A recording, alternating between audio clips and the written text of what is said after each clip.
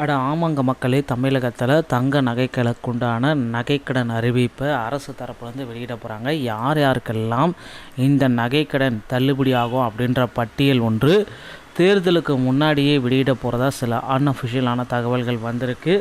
அதன் அடிப்படையில் தாங்க நான் இப்போ உங்களுக்கு நகைக்கடன் தள்ளுபடியை குறித்த ஒரு சில முக்கியமான அப்டேட்டை தான் நான் சொல்ல போகிறேன். நீங்கள் நம்முடைய சேனலில் முதல் முறையாக பார்க்குறீங்க அப்படின்னா மறக்காமல் ஒரு சப்ஸ்கிரைப் அண்ட் பெல்லை கிளிக் பண்ணி வச்சுக்கோங்க. ஸோ வீடியோவை ஸ்கிப் பண்ணாமல் பாருங்கள், அப்போ தான் நான் என்ன சொல்ல வரேன்றது உங்களுக்கு கிளியராக புரியும். நகைக்கடன் தள்ளுபடி யாருக்கு முதல்ல கிடைக்கும் அப்படின்றது தான் இப்போ கேள்விக்குறியாக இருக்குது.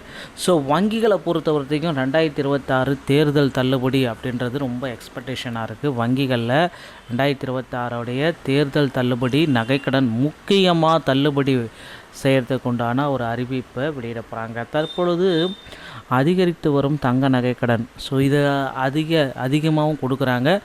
நகையுடைய ரேட்டும் தற்பொழுது அதிகரித்து வருதுங்க. ஸோ கடன் தள்ளுபடி நிச்சயமாக சாத்தியமாகுமா? எந்த கட்சி ஆட்சிக்கு வந்தாலுமே சரி, கடன் தள்ளுபடி அப்படின்றது 100% சாத்தியக்கூறுகள் இருக்கிறது மக்களே. ஸோ திமுக ஆட்சிக்கு வந்தாலும் சரி, அதிமுக ஆட்சிக்கு வந்தாலும் சரி, தவக ஆட்சிக்கு வந்தாலும் சரி, எந்த கட்சி ஆட்சிக்கு வந்தாலும் சரி, நகைக்கடன் தள்ளுபடி அப்படின்றது 100% இருக்கும். எந்த விதமான சேஞ்சஸும் கிடையாது. ஓகேங்களா? ஸோ அதனால் நகைக்கடன்களை நீங்கள் இப்போந்தே வாங்கிக்கோங்க. கூட்டுறவு வங்கிங்களை தேர்ந்தெடுத்து உங்கள் பகுதியில் உள்ள மத்திய அல்லது நகர கூட்டுறவு வங்கிகளில் நகைக்கடன் பெறுவதற்கு, தள்ளுபடி பெறுவதற்கும், நகைக்கடன் வாங்குவதற்கும் சிறந்த தேர்வு அப்படின்றது நம்ம சொல்லலாம். ஸோ ஏன் இந்த கூட்டுறவு வங்கிகளை நம்ம முதல் ப்ரிஃபரன்ஸாக கொடுக்குறோம், மற்ற நேஷ்னலைஸ் பேங்க்கில் வாங்கலாமா அப்படின்னு கேட்குறீங்க.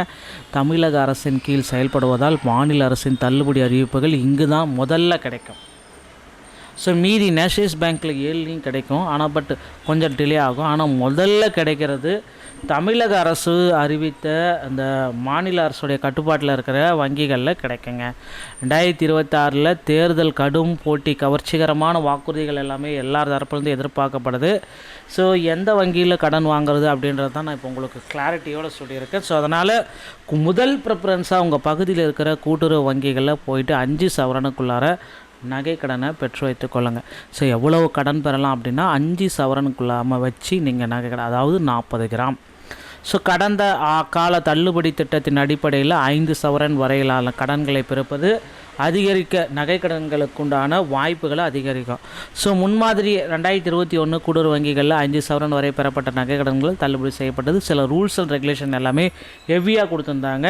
ஆனால் இந்த ரூல்ஸ் அண்ட் ரெகுலேஷன்ஸ் எல்லாமே இப்போ ரிலாக்ஸேஷன் பண்ண போகிறாங்க. இந்த டைமு அனைவருக்கும் நகைக்கடன், அதாவது 2 லட்சத்துலேருந்து 3 லட்சம் வரை நகைக்கடன் தள்ளுபடியை கொடுக்க போகிறதா சொல்லியிருக்காங்க.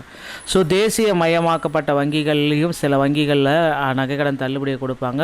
ஸோ அதை நம்ப வேண்டாம். பட் கூட்டுறவு வங்கிகளில் ரொம்ப பாயிண்ட் அவுட் பண்ணி வச்சுக்கோங்க. இதுதான் சரியான நேரம். இந்த ஜனவரி 31 நீங்கள் நகைக்கடனை வாங்கலை அப்படின்னா நகைக்கடன் தள்ளுபடி உங்களுக்கு கிடையாது. கடன் தள்ளுபடி அறிவிப்பு வெளியாகும் பொழுது உங்கள் கடன் செயலில் இருக்கணும் என்பதால் இப்போதே கடன் பெற்று வாங்கிக்கோங்க அப்படின்றத நம்ம ஒரு அட்வைஸாக சொல்கிறோம். ஸோ கண்டிப்பாக நகைக்கடன் தள்ளுபடி இருக்கும். அதனால் ஜனவரி 31 நகைக்கடனில் வச்சு கடனை வாங்கிக்கோங்க. மீண்டும் ஒரு நல்ல தகவலோடு நான் உங்களை சந்திக்கிறேன். நன்றி, வணக்கம், தேங்க்யூ.